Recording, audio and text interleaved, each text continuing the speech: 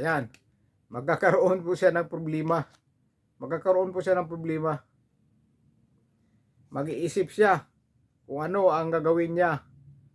Kung anong gagawin niyang paraan sa kanyang problema na darating sa kanya. Magkakaroon po talaga siya ng malaking problema.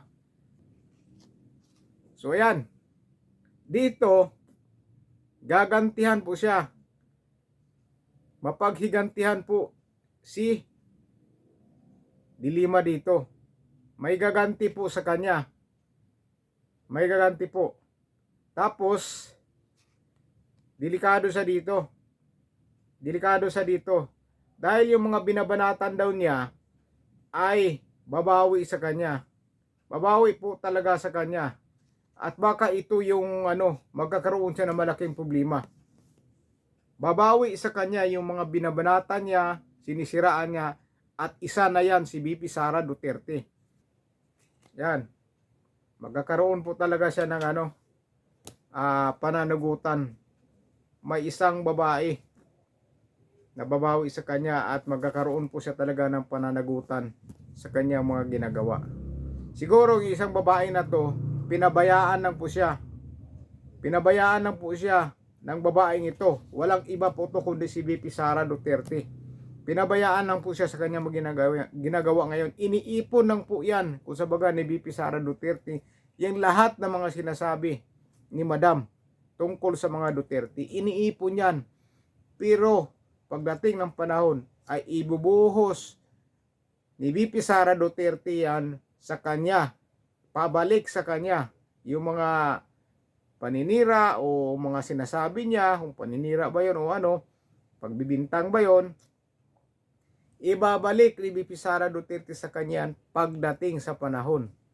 Yan ang malaking problema na kanyang haharapin palang araw. Hulaan po natin ngayon si Dilima kung ano po ang mababasa natin sa card tungkol kay Madam Laila Dilima. Pero bago ang lahat, paalala lang po, ito po ay hula lang po nasa inyo na po kung maniniwala kayo o hindi. Kung maniwala kayo, okay po. Pag hindi naman kayo maniwala, okay lang din po dahil kayo po ang masusunod, hindi po ako. Kaya nasa inyo na po kung maniniwala kayo dito sa card na babasahin ko. At anong makikita ko dito, nasa inyo na po kung maniwala kayo. Sinasabi ko sa inyo, hula lang po ito kung ano lang po yung nasa card. Ito po ay card lang po kung ano po ang mababasa natin sa kanya. Yan po ang paalala ko sa inyo. Sana wag po kayong magalit. So ngayon, umpisa na po natin. Kuha po tayo sa gitna po tayo lagi kukuha para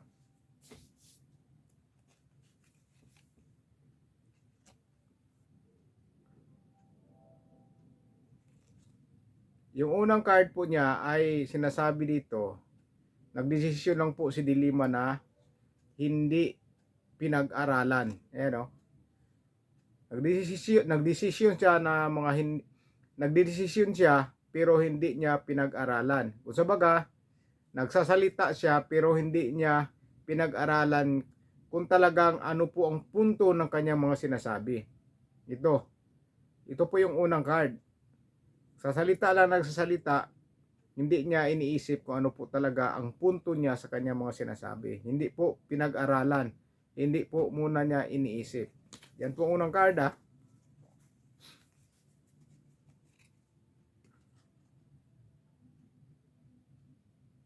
Uy, mukhang magkakaroon siya ng love life. Magkakaroon po ng love life si Madam Laila Karoon po. Magsiselebrate siya sa bagong love life niya.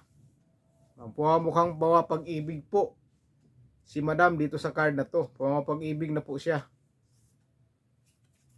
Pangatlong card.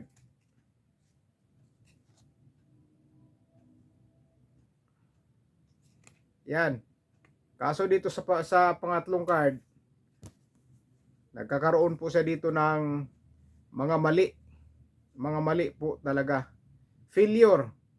May mga failure po siyang mangyayari.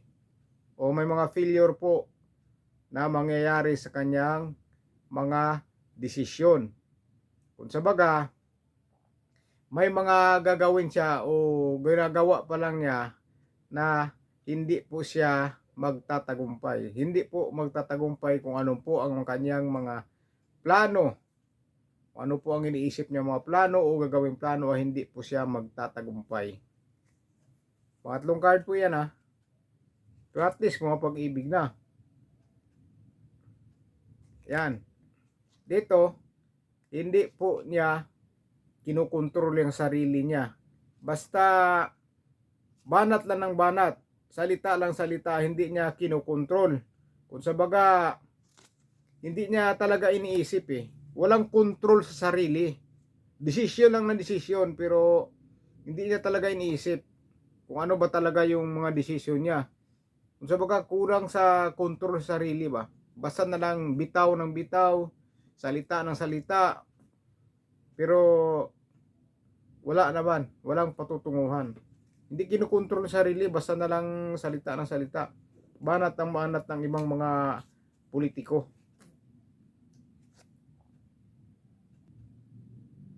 Yan.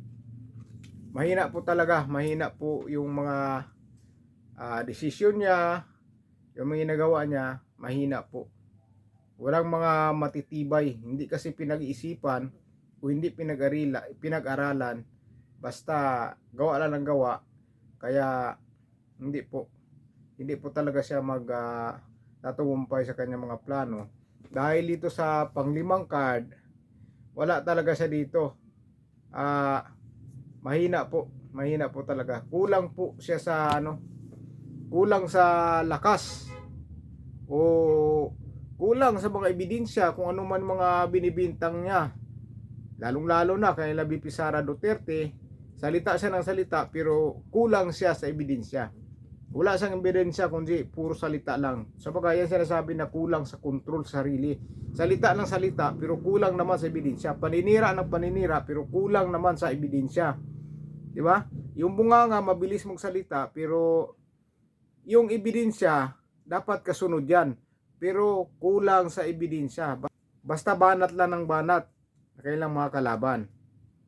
Di ba lagi binabanatan si VP Sara Duterte, si Pangulong Rodrigo Duterte, pero pagdating sa ebidensya ay kulang po. Kulang po talaga. Banat lang ng banat.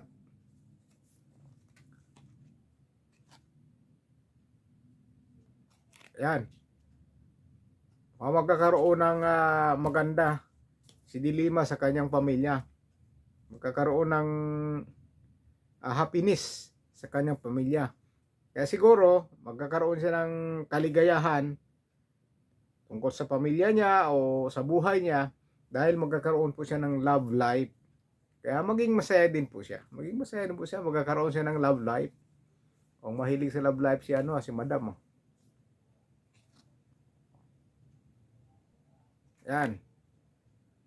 Yung lakas po, magkakaroon po talaga ng pagbabago. Kung sinasabi nila ngayon na mas malakas sila o malakas sila ngayon, wala po yan.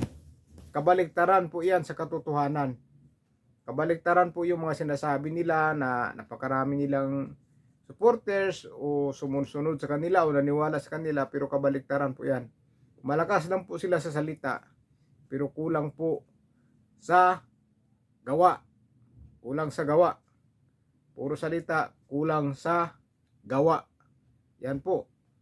Sa baga maingay ka lang pero pagka tinatanong ka na, wala ka maisagot.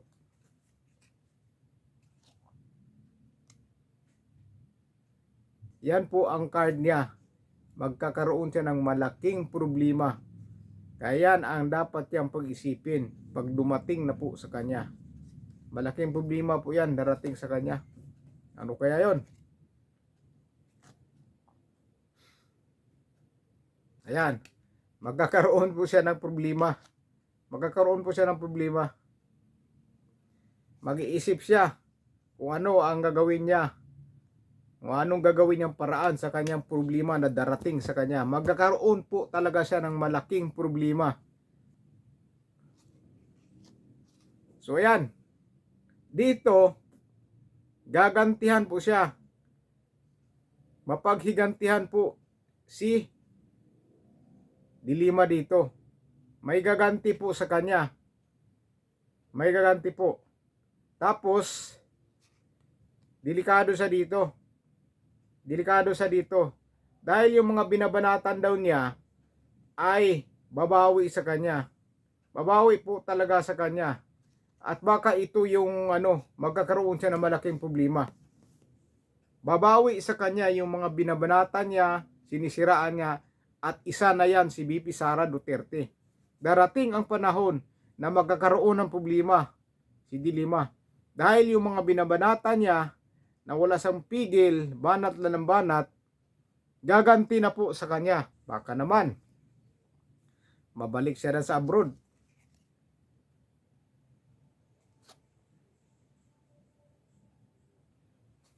Yan. Gusto raw niya gawing totoo yung mga imagination niya. Gusto niya maging totoo. Yung ano may yung mga imagination doon niya ngayon, gusto niya mangyari. Kaso, hindi po mangyayari yan. Mabibigo po siya. Dahil magkakaroon nga siya ng malaking problema. Kalauna na nga doon sa mga card, may isang card na nga doon na hindi siya magtatagumpay sa kanya mga plano eh. Sa bagay, yung mga panaginip na ngayon na hindi po magkakatotoo. Hindi po magkatotoo yan.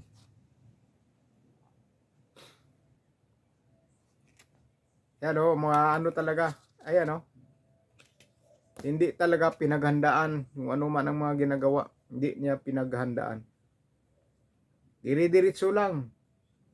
At sa baga, lulusob sa gira, pero kulang sa bala. Kaya laging talo. Laging talo. Hanggang sigaw na lang, baka sigaw na lang ng tulong, tulong.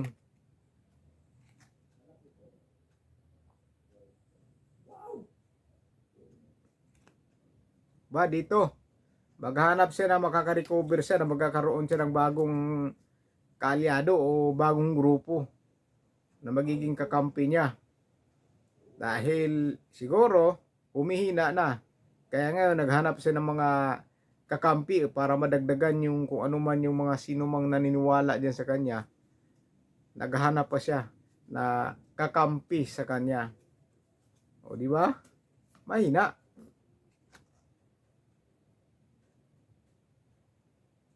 Yan. Magkakaroon po talaga siya ng pananagutan. May isang babae na babawi sa kanya at magkakaroon po siya talaga ng pananagutan sa kanyang mga ginagawa.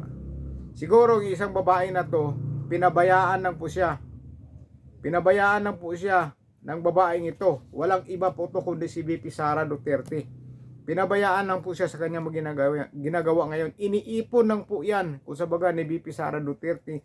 Yung lahat ng mga sinasabi ni Madam tungkol sa mga Duterte. Iniipon yan. Pero pagdating ng panahon ay ibubuhos ni VP Sara Duterte yan sa kanya. Pabalik sa kanya yung mga paninira o mga sinasabi niya, kung paninira ba yun o pagbibintang ba yun, ibabalik ni VP Sara Duterte sa kanya pagdating sa panahon. Yan ang malaking problema na kanyang haharapin balang araw. Balang araw po. Last card po tayo mga kababayan.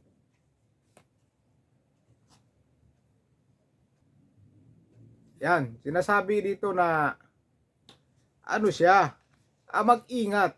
Mag-ingat po talaga siya sa kanyang mga pagdesisyon sarili. Mag-ingat siya. Dapat pag-aralan nga po talaga niya. Mag-ingat siya sa lahat ng mga binibitawan niya. Mag-ingat po talaga siya sa mga pananalita niya. Ayon lang po yan dito sa card. Ayon po sa card. Kaya sinasabi ko sa inyo, nasa inyo na po maniwala kayo dito o hindi. Ang lahat ng mga plano niya ay hindi po matutupad. Mabibigo po siya at magkakaroon po siya sa bandang huli, magkakaroon po siya ng napakalaking problema at yan po ay isang kaparusahan. At yan po ay kanyang pagsisihan sa bandang huli. Dahil yung mga taong binabanatan niya, babawi po sa kanya. At kapag bumawi yon, yan po ay hindi niya masasalag at hindi po niya maiilagan at maiiwasan. At dyan po